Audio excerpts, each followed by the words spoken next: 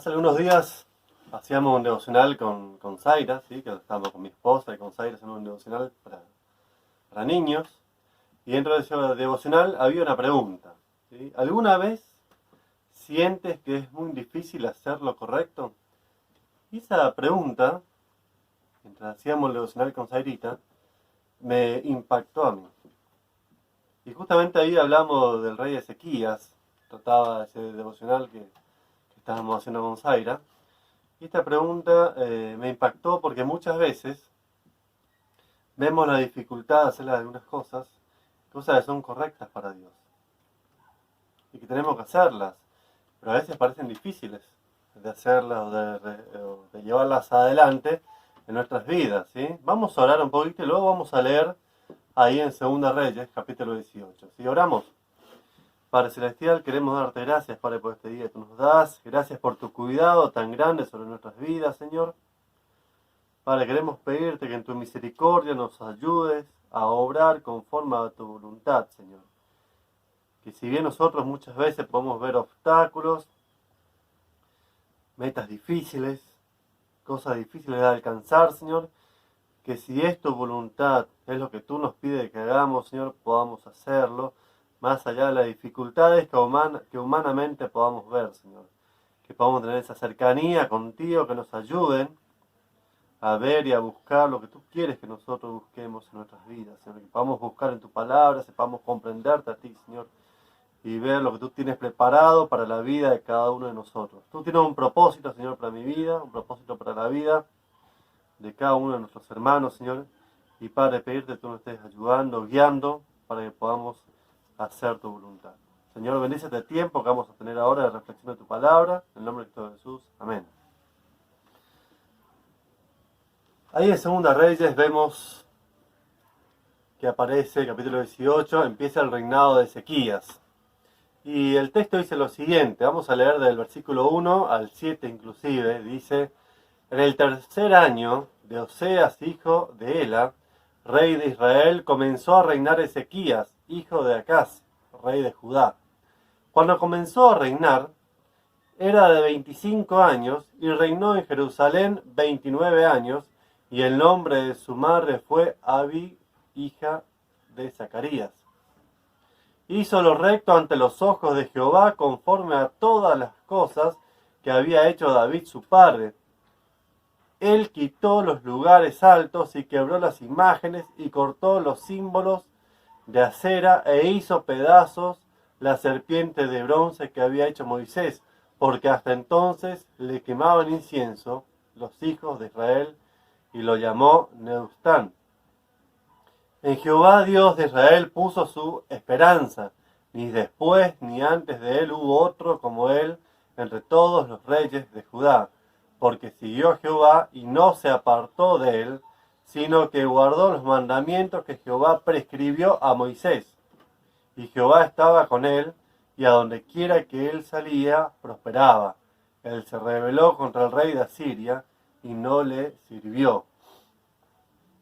Y aquello pensaba, si algunas veces nosotros podemos creer que cuando pasamos por tiempos malos, o estamos en contacto o gobernados por personas malas, todo lo que viene después va a ser peor, o va a encaminarse a lo peor. Y no es lo que sucedió acá. Si acá venía una serie de reyes malos, por decirlo, y el mismo padre de Ezequías, Acaz, era un rey malo, que no tenía en cuenta a Dios, no gobernó conforme a los propósitos de Dios para el pueblo. Pero Ezequías tenía una gran meta, ¿sí? Él tenía que hacer algo correcto, pero era difícil de lograrlo humanamente. Y él decidió servir a Dios, servir a Jehová, ante todas las cosas, ¿sí? El pueblo ya venía con una costumbre, por una serie de reyes que venían, costumbres paganas, idólatras, y Ezequías decidió cambiarlas. No siguió como venía gobernando su padre, aunque humanamente podríamos pensar que él seguiría de esa misma forma. Y nosotros muchas veces decimos, bueno, ya está, mi familia es así, yo soy así, por eso hago tal cosa. Pero no, cuando escuchamos el llamado de Dios, tenemos que hacer lo que Dios quiere que hagamos, sin importar lo difícil que pueden ser los obstáculos que tengamos por delante. Acá tenía mucho por cambiar Ezequías, ¿sí? Ahí en el versículo 4, vamos a leer el versículo 3 primero, dice el versículo 3, hizo lo recto ante los ojos de Jehová, conforme a todas las cosas que había hecho David su padre. Y leímos antes que el padre de Ezequías era Acaz, pero conforme a las acciones que había hecho, ¿sí? ¿Sí? Hizo las cosas conforme a David su padre, dice, rey David, un rey conforme al corazón de Dios. ¿Sí? Y dice que Ezequías hizo las cosas que había hecho David su padre, y conforme a todas las cosas que había hecho David su padre. Lo recto ante los ojos de Dios. Y luego versículo 4 dice, él quitó los lugares altos y quebró las imágenes y cortó los símbolos de acera e hizo pedazos la serpiente de bronce que había hecho Moisés. Hizo pedazos la serpiente de bronce que había hecho Moisés. La serpiente de bronce, ¿sí? Algo que le había quedado como recordatorio, ¿sí? De la misericordia y el perdón de Jehová hacia el pueblo de Israel. Ese era el objetivo por el cual habían dejado la serpiente de bronce allí en el pueblo, en medio del pueblo. Y lo habían cuidado de buena manera. Pero lo malo es que dejaron de usar a ese objeto, como recordatorio de quién debían adorar, y empezaron a adorar a ese objeto que había ahí. Dice el versículo 4, e hizo pedazos la serpiente de bronce que había hecho Moisés, porque hasta entonces le quemaban incienso los hijos de Israel, y la llamó Nehuštán. Estaban adorando a un objeto que tenía que servir como recordatorio a quien verdaderamente debían adorar, que es a Dios, a Jehová. Muchas veces hay objetos que no son creados para la adoración, pero las personas empiezan a adorarlo. Hay personas que empiezan a adorar el dinero, hay personas que adoran un objeto material que tienen. ¿Sí? A veces cuando logramos, por así decirlo, un primer medio de transporte, sea una bicicleta, una moto, un auto, a veces tenemos una adoración por ese objeto. Que no tiene que ser así.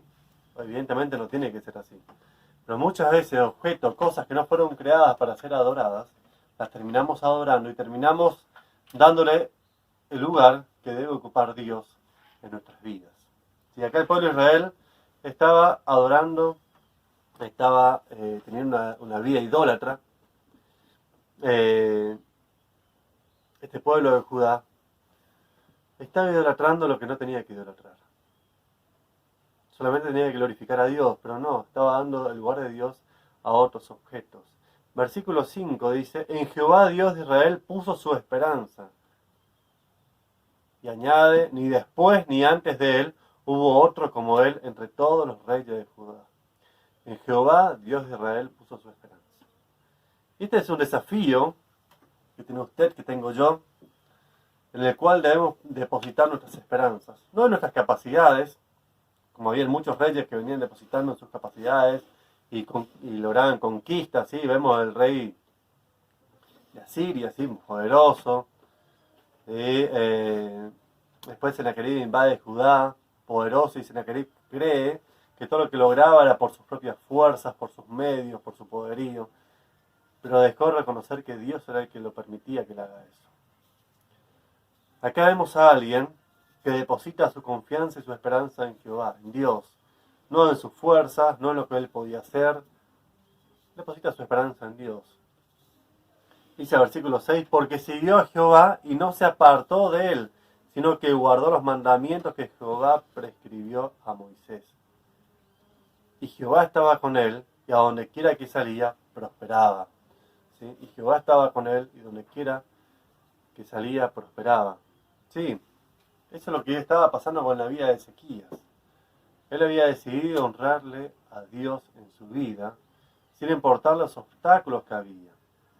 Y acá dice que Jehová estaba con él y a donde quiera que salía prosperaba. Pero aquí vino la prueba después. Estaba prosperando en todo lo que hacía, pero vino la prueba. ¿Sí? Y este pueblo de Judá es invadido. Y después, ya en el capítulo 19, vemos que Judá es librado de Sennacherib. Y cuando antes de ser librado, vemos la acción de oración de este rey, ¿sí? De Ezequías. Ahí capítulo 19, versículos 15, 16, 17, 18, 19, podemos ver la oración de este rey. Pero el versículo 19, donde termina su oración, capítulo 19, versículo 19, es donde quiero detenerme un poquito. Dice, ahora pues, oh Jehová, Dios nuestro, sálvanos, te ruego, de su mano, para que sepan todos los reinos de la tierra que solo tú, Jehová, eres Dios. Ahora pues, oh Jehová, Dios nuestro, sálvanos, te ruego, de su mano, para que sepan todos los reinos de la tierra que solo tú, Jehová, eres Dios. Acá Ezequías reconoce la soberanía de Dios, algo que no todos lo hacen. Muchas veces reconocemos nuestras fuerzas, la fuerza de las personas, pero no vemos la soberanía de Dios sobre el actuar de las personas o de mi vida. Que todos los logros que vamos a tener son solamente porque Dios permite que lo obtengamos. Y para mí es como un modelo de oración el que podemos ver aquí, ¿sí? Ya que cuando nos dirigimos a Dios, tenemos que saber que nos dirigimos a Dios con respeto por lo que Él es y por lo que Dios puede hacer. Dios es soberano, es poderoso, es un Dios de amor, es misericordioso, ¿sí?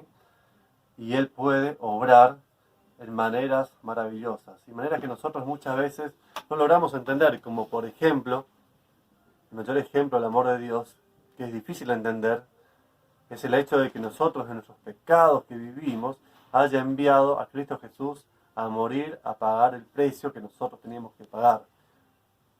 Algo difícil de comprender en la maravillosa forma de obrar de Dios, porque nosotros humanamente no logramos sentir ese amor tan grande como Dios siente, de entregar a su propio Hijo, para que pecadores como usted y como yo podamos alcanzar la misericordia. Dios obra de maneras maravillosas, ¿sí? Y cuando vayamos a Dios en oración, sepamos quién es Él y la soberanía que Él tiene y cómo Él puede obrar. Ahora pasamos por un tiempo difícil y no dejemos de orar por esta situación que estamos viviendo en el mundo, ¿sí? Que Dios puede transformar, Dios puede, en su voluntad perfecta, Él puede hacer que este tiempo termine y que pase. Y que podamos juntos nuevamente disfrutar en armonía unos con otros y disfrutar de la presencia, de estar juntos, de abrazarnos como lo hacíamos, que es bueno. Pero cuando vayamos a Dios reconozcamos que si hay algún logro que podamos tener, lo vamos a tener porque Él permite que nosotros lo tengamos, ¿sí? Ojalá que podamos caminar con Dios y buscar de Él y decir, como dice acá el versículo 5, dice, en Jehová Dios de Israel puso su esperanza. Ojalá que nosotros podamos depositar día tras día nuestras esperanzas en Dios, solamente en Él, y no en las demás circunstancias que el mundo nos pueda deparar. Que Dios le bendiga.